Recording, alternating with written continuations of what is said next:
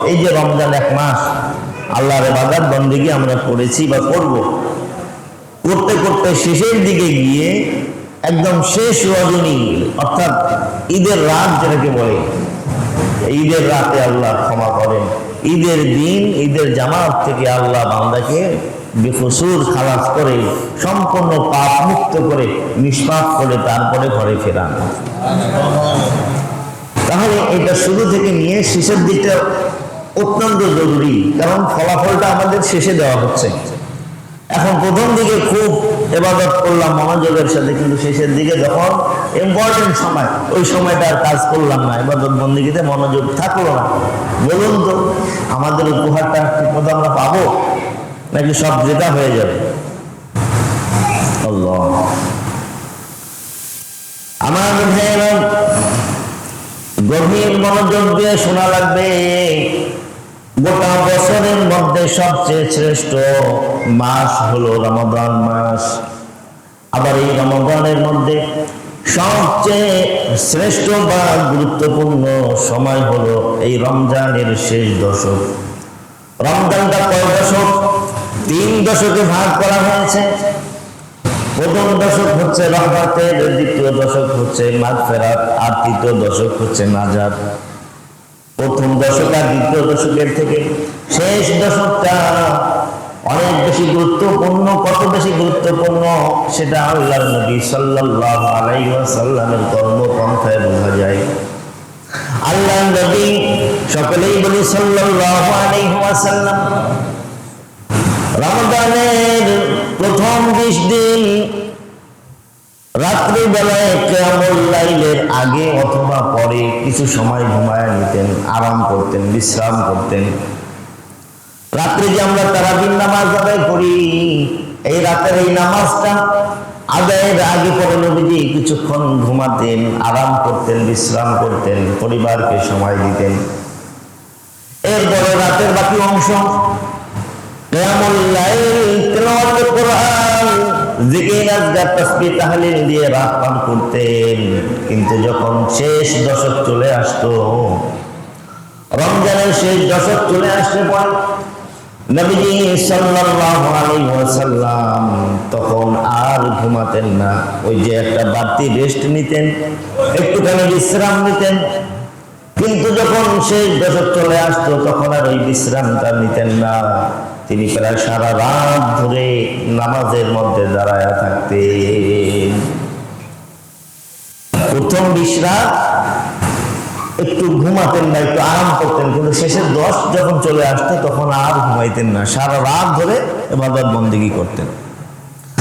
আম্মা জান আয়েশার বর্ণনা সহিহ বুখারীর ভিতরে এসেছে, কানা রাসূলুল্লাহি সাল্লাল্লাহু আলাইহি ওয়াসাল্লাম ইদা দাখালা আল-আশরুল আওয়াখির, যখন রমজানের শেষ দশক চলে আসতো, আহইয়াল লাইলা ওয়া আইকাযা আহলাহু ওয়াশজাদা ওয়াশাদ্দাল মিজান, যখন রমজানের শেষ দশক চলে আসতো তখন আল্লাহর নবী আর রাত্রিবেলায় ঘুমাতেন না, প্রায় সারা রাত ধরে ইবাদত বন্দেগী করতেন।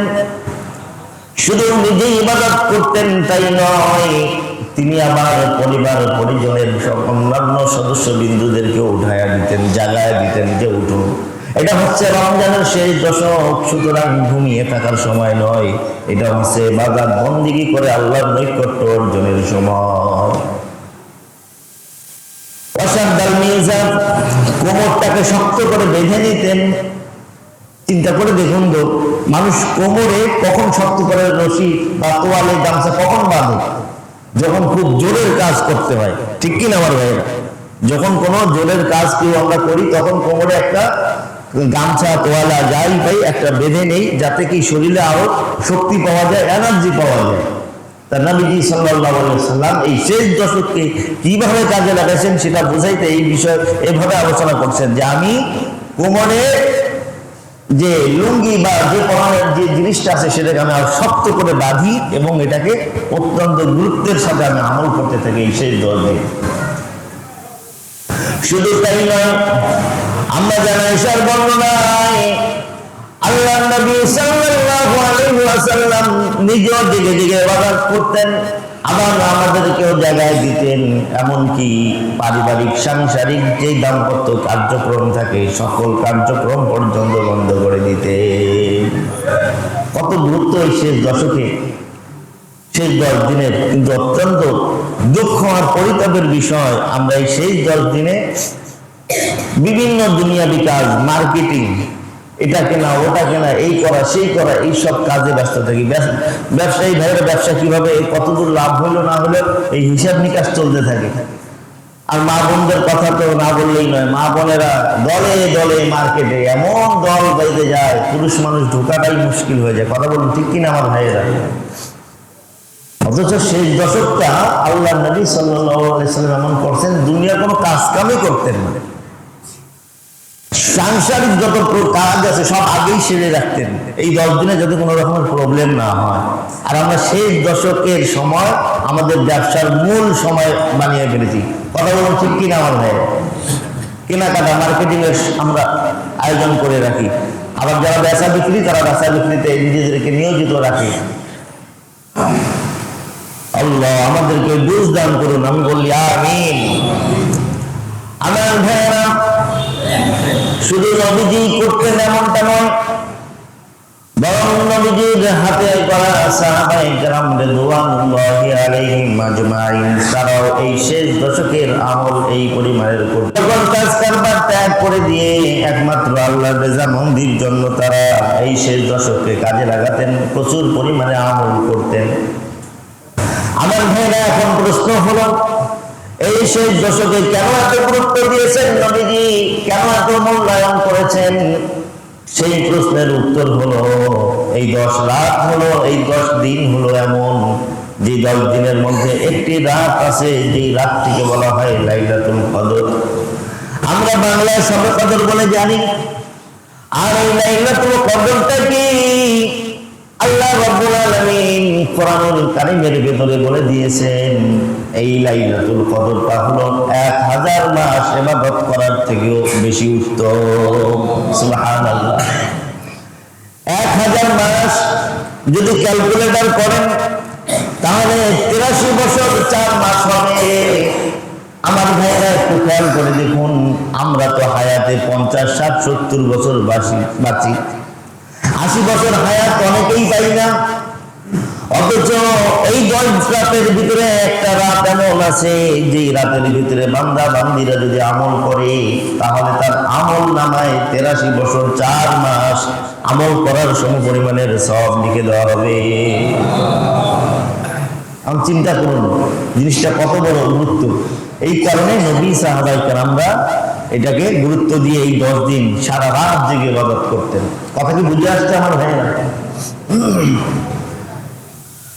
আমার ভাইয়েরা, আল্লাহ নবী সাল্লাল্লাহু আলাইহি ওয়াসাল্লাম একদিন সাহাবায়ে কেরামদেরকে নিয়ে বসলেন, আর তাদের সামনে পূর্বের জামানার মানুষের আমলের কথা তুলে ধরতেছিলেন। তিনি বলছিলেন, পূর্বের যুগের নবীরা এবং তাদের উম্মতেরা 500 বছর, 700 বছর, 1000 বছর আমল করেছে আল্লাহর রাস্তায়। হযরত আদম আলাইহিস সালাতু ওয়াস সালাম 1000 বছর হায়াত পেয়েছিলেন। হযরত নূহ আলাইহিস সালাতু ওয়াস সালাম তার দাওয়াতি কার্যক্রমেই চলেছে প্রায় 950 বছর। এভাবে করে নবীজি বলছিলেন। একজন বনি ইসরাইলের কথা বললেন। বনি ইসরাইলের একজন যুবক, বনি ইসরাইলের এক যুবক 1000 বছর পর্যন্ত আল্লাহর রাস্তায় থেকে জিহাদ করেছে, আল্লাহর রাস্তায় থেকে সব সময় জিহাদ করেছে আল্লাহর দ্বীন প্রতিষ্ঠার জন্য। এমনকি এই 1000 বছরে তার শরীরের ভিতরে যেই জিহাদের পোশাক ছিল, এই পোশাকটা পর্যন্ত খুলেন নাই। কাদের মধ্যে যে তরবারি ঝুলানো ছিল, সেই তরবারিটা পর্যন্ত এক মুহূর্তের জন্য বের করে নাই। আল্লাহু আকবার। চিন্তা করছেন, 1000 বছর যুদ্ধের ময়দানে ছিল এবং এক মুহূর্তের জন্য ওই পোশাক, ওই তরবারি, ওই লেবাস পোশাক, ওগুলা তিনি শরীর থেকে আলাদা করেন নাই। চিন্তা করছেন কতখানি গুরুত্বের আমল, 1000 বছর। এইভাবে করে আল্লাহর নবী পূর্বের জামানার অনেকের ইতিহাস বললেন। 500 বছর, কেউ বা 700 বছর আল্লাহর ইবাদত বন্দেগীতে জীবন পার করে দিয়েছে। এই কথা শোনার পরে সাহাবায়ে কেরাম রিদওয়ানুল্লাহি আলাইহিম আজমাইনদের মাঝে কিছুটা হতাশা দেখা দিল। সাহাবায়ে কেরামদের মনটা বড় ছোট হয়ে গেল। তারা চিন্তা করতে লাগলো, আমরা তো 500 বছর বাঁচি না, আমরা তো 1000 বছর বাঁচি না, তাহলে কিয়ামতের ময়দানে অন্যান্য নবীরা, অন্যান্য নবীর উম্মতেরা বিশাল বিশাল আমলের পাহাড় নিয়ে দাঁড়াবে, তাদের সওয়াবের বিশাল বিশাল পাহাড় থাকবে। ও আল্লাহর নবী, আমাদের তো হায়াত কম, এই অল্প হায়াতে আমলও আমাদের হয়েছে অল্প, আবার আমলও যেহেতু কম, তাহলে অন্যান্য নবী আর উম্মতদের থেকে আমরা তো নিচে থাকবো মর্যাদার দিক দিয়ে। আমার ভাইয়েরা, কোরআনে আল্লাহ বলছেন, কুনতুম খায়রা উম্মাতিন উখরিজাত লিন-নাস, উম্মতে মুহাম্মাদ হলো শ্রেষ্ঠ উম্মত। কিন্তু এই শ্রেষ্ঠ উম্মত যদি আমলের দিক দিয়ে নিচে পড়ে থাকে, এই শ্রেষ্ঠ উম্মত যদি কিয়ামতের ময়দানে অন্যান্য উম্মতের থেকে মর্যাদায় নিচে হয়ে থাকে, তাহলে তো এটা ভালো হয় না। শ্রেষ্ঠ উম্মত কাজেও থাকবে শ্রেষ্ঠ, আমলেও থাকবে শ্রেষ্ঠ, মর্যাদাও থাকবে শ্রেষ্ঠ। কথা বলুন ঠিক কিনা? এই জন্য আল্লাহ রাব্বুল আলামিন নবী আর সাহাবায়ে কেরামদের এই কথোপকথনের মধ্যে জিবরাইল আমিনকে পাঠিয়ে দিলেন। জিবরাইল আমিন আসলেন, এসে বলছেন, ইয়া রাসূলুল্লাহ, আল্লাহ পাক ওহী নাযিল করছেন, শুনুন।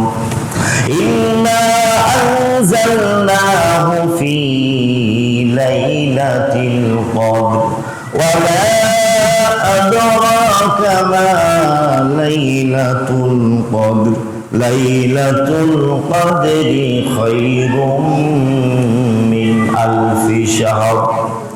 আল্লাহ রাব্বুল আলামিন বলেন, আমি কুরআনুল কারীম এই কদরের রাতে নাযিল করেছি। আর কদরের রাতটা কি ওগো নবী আপনি জানেন নাকি? আল্লাহ পাক নিজেই জবাব দেন, লাইলাতুল কদরি খায়রুম মিন আলফি শাহর। লাইলাতুল কদরটা হলো এমন, এই রাতে যদি কোনো বান্দা বান্দি আমল করে, আমি আল্লাহ তাদেরকে 1000 মাস আমল করার চেয়েও বেশি সওয়াব দিয়ে দিই। কত মর্যাদাপূর্ণ এই রাত আমার ভাইয়েরা। তাহলে এখন দেখুন, এই উম্মত হায়াত পেয়েছে কম, কিন্তু কাজের মধ্যে সওয়াব বেশি দিয়েছেন কে? আল্লাহ পাক চান উম্মতকে শ্রেষ্ঠ বানিয়েছি, এই উম্মত যেন আমলের মধ্যে সওয়াবের মধ্যেও যেন শ্রেষ্ঠ থাকে। এই জন্য এই ব্যাপার দিয়েছেন, এর জন্য এই সুযোগ করে দিয়েছেন। আমাদের জন্য শুধুই দেওয়া হয়েছে, অন্য কোনো উম্মতকে এই ফ্যাসিলিটি, এই সুযোগ দেওয়া হয় নাই। আল্লাহু আকবার। এই জন্য এখন ক্যালকুলেটর করে দেখুন, একটা মানুষ যদি রমজানের এই 10 দিন রাত্র দিনে ইবাদত করে আর লাইলাতুল কদরের রাতটা পেয়ে যায়, তাহলে তার আমল নামায় 83 বছর 4 মাসের সওয়াব লেখা হয়ে যায়। সুবহানাল্লাহ।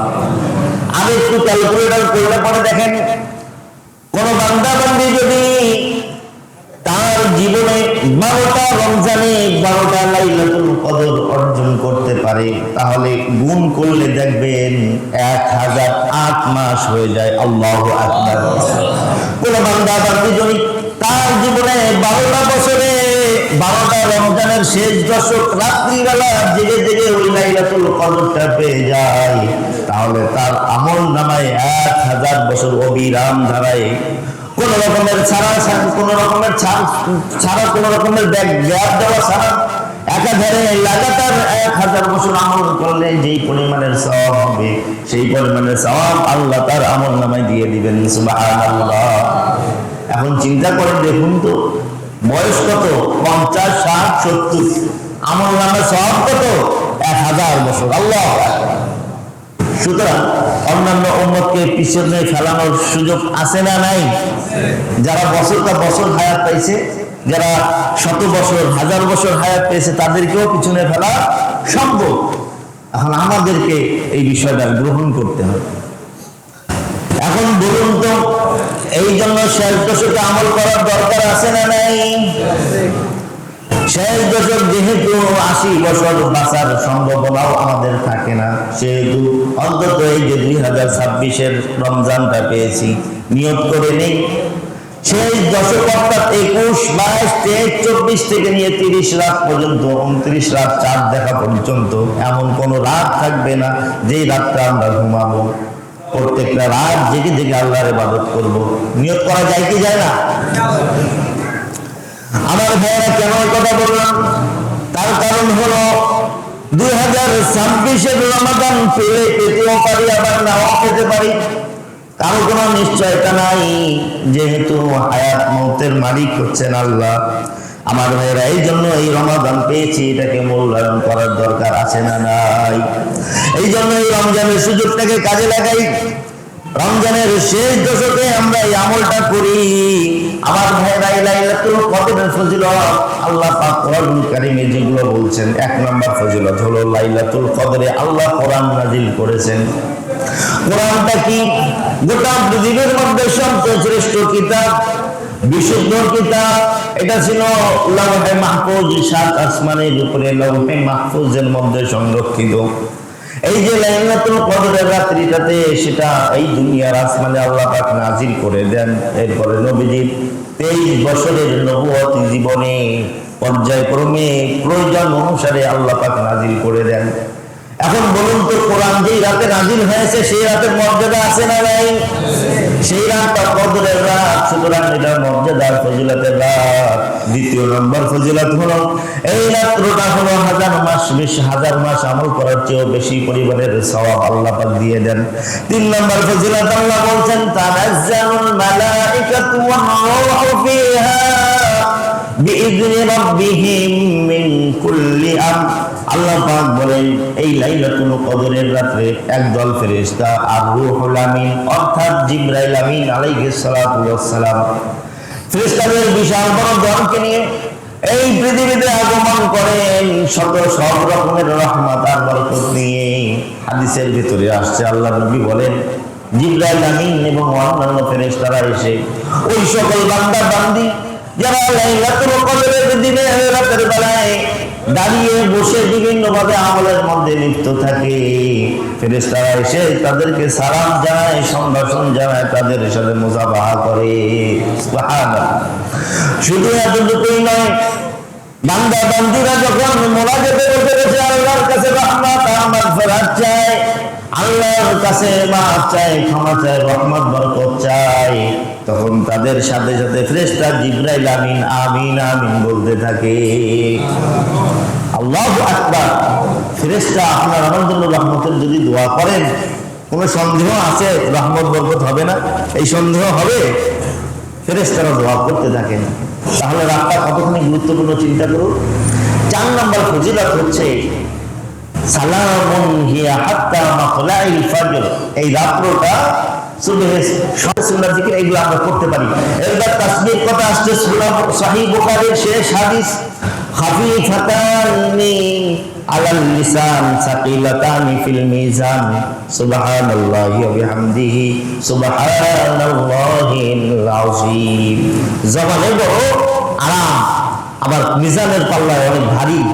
সুবহানাল্লাহি ওয়া বিহামদিহি সুবহানাল্লাহিল আযীম। এই কাজগুলো আমলগুলো আমরা করতে পারবো। আর একটা আমল করব, সুনানে তিরমিজির হাদিস। আল্লাহর নবীর কাছে প্রশ্ন রাখলেন আম্মা জান আয়েশা রাদিয়াল্লাহু তাআলা আনহা। তিনি এসে নবীজির কাছে বললেন, ওগো আল্লাহর নবী, আমি যদি লাইলাতুল কদর পেয়ে যাই, তাহলে এই লাইলাতুল কদরে আমি কি আমল করব? আল্লাহর নবী তখন বললেন, লাইলাতুল কদর যদি পেয়ে যাও, তাহলে এই রাত্রে আল্লাহর কাছে ক্ষমা চেয়ে নিবা। আল্লাহর নবী দোয়া শিখাই দিলেন, তুমি বলো, আল্লাহুম্মা ইন্নাকা আফুউন তুহিব্বুল আফওয়া ফাফু আন্নি। যারা করেন আমার সাথে সবাই করেন, আল্লাহুম্মা ইন্নাকা আফুউন তুহিব্বুল আফওয়া ফাফু আন্নি। কত সুন্দর অর্থ আল্লাহর নবী শিখাই দিলেন। আল্লাহুম্মা, হে আল্লাহ, ইন্নাকা আফুউন, আপনি ক্ষমাকারী, তুহিব্বুল আফওয়া, আপনি ক্ষমা করতে ভালোবাসেন, সুতরাং ফাফু আন্নি, আমাকে ক্ষমা করে দাও। আল্লাহু আকবার। এই দোয়াটা শিখবো। আর যদি আরবিটা শেখা কঠিন হয়ে যায় তাহলে বাংলায় আমরা এই দোয়াটা বলতে পারি, ওগো আল্লাহ আমরা বড় গুনাহগার, জীবনে অন্যায় করেছি, আল্লাহ আমরা তওবা করছি সকল গুনাহ থেকে, দয়া করে আমাদেরকে ক্ষমা করে দেন। এভাবে বাংলায় দোয়া করতে পারি। এখন এই কদরটাকে পাওয়া নিশ্চিত হয় আর একটা আমল আছে, সেটা হলো ইতিকাফ। এই শেষ দশকের একটা ইতিকাফের বিধান রাখা হয়েছে, সুন্নাতে মুআক্কাদা কিফায়া, অর্থাৎ সমাজের কিছু মানুষ করলে সবার পক্ষ থেকে আদায় হবে, আর যদি কেউ না করে সবাই আবার এটার গুনাহগার হতে হবে। এই ইতিকাফটা 20 তারিখ আসরের পর মাগরিবের পূর্বেই মসজিদে ঢুকতে হবে এবং ঈদের চাঁদ দেখে বের হবে, অথবা ঈদের দিন সকালবেলা বের হয়ে যাবে। এই আমলটা এত গুরুত্বপূর্ণ, আম্মা জান আয়েশা রাদিয়াল্লাহু তাআলা আনহা বলেন যে আল্লাহর নবী সাল্লাল্লাহু আলাইহি ওয়াসাল্লাম তার জীবদ্দশায় যে কয়েকটা রমাদান পেয়েছেন, কোন রমাদানে এই ইতিকাফ করা তিনি ছাড়েন নাই। আল্লাহু আকবার। চিন্তা করে দেখুন যে এখন কত বড় আমল এটা।